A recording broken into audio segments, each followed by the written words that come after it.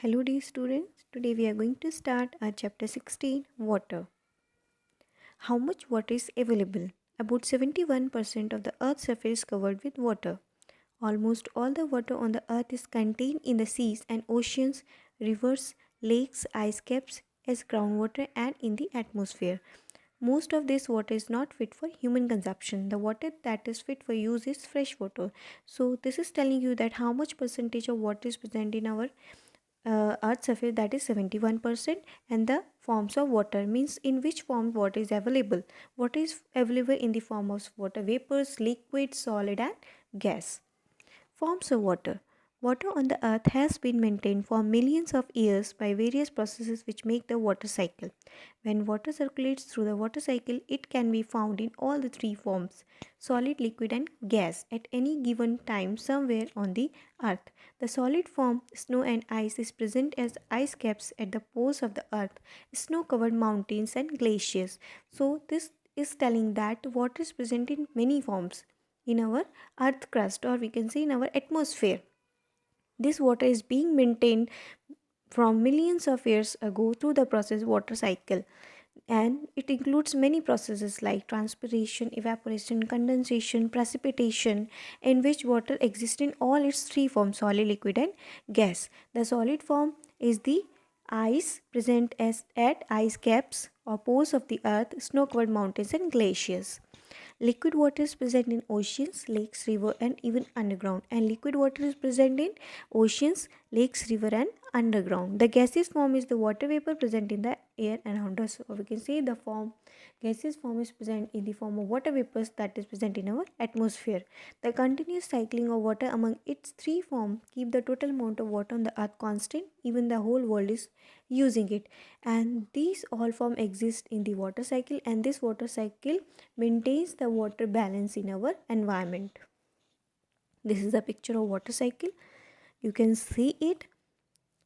Now groundwater. The ground has a large storage of water inside it.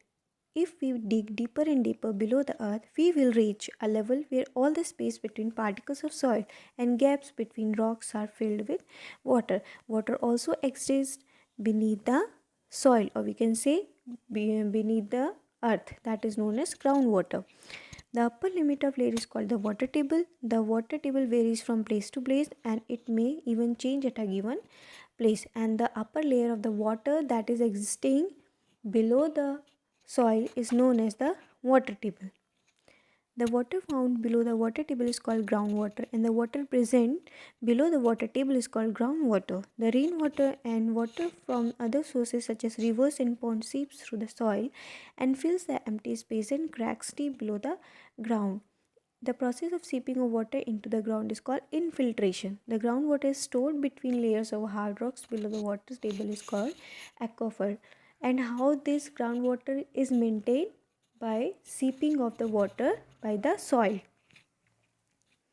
This is the picture of groundwater. Depletion of water table.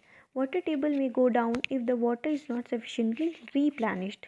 It is due to increasing population, industries, decrease of seepage area for shipping of rainwater, agriculture activities, deforestation and scanty rainfall. Depletion of water table can take place with these processes like increasing population, as they are using much and much water, so the water will be used, but if it will not be get recharged, then it will be depleted.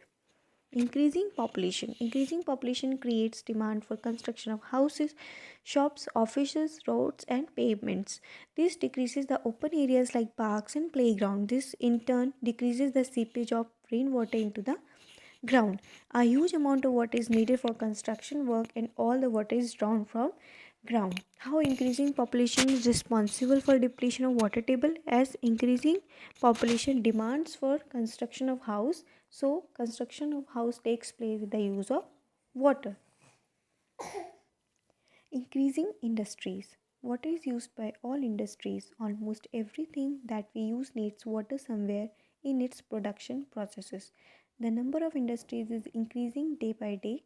Water used by most industries is drawn from ground. So, increasing industries also is an example of depletion of water table. as increasing industries means construction of industry also require a lot of water. So that's why water is being used by them. Agriculture activities. A majority of farmers in India depend upon rains for irrigating their crops. Irrigation systems like canal are there only in a few places. These systems may suffer from lack of water due to plenty of rainfall, so farmers have to use groundwater for irrigation. Population pressure on agriculture forces increasing use of groundwater day by day. This results in depletion of water table. Agriculture activities also is the reason behind depletion of water table. Distribution of water. Some places have good amount of rain and at some places there are deserts which have scanty rainfall. India is a vast country and the rainfall is not the same everywhere. Some regions have excessive rain while some other have very little rainfall. Excessive rain cause floods whereas the absence of rains result in droughts. So water is not evenly distributed on our earth. Somewhere it's scanty and somewhere it is very much. Water management. Most of the water that we get as rainfall just flows away. The rainwater can be used to recharge the groundwater. This is referred to as water harvesting or rainwater harvesting. Many places in India, an age old practice of water storage and water recharge like the Vavris. Vavris was the traditional way of collecting water.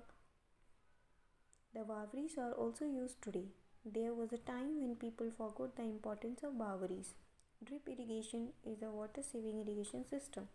In this system, water falls on the roots of the plants drop by the help of pipes.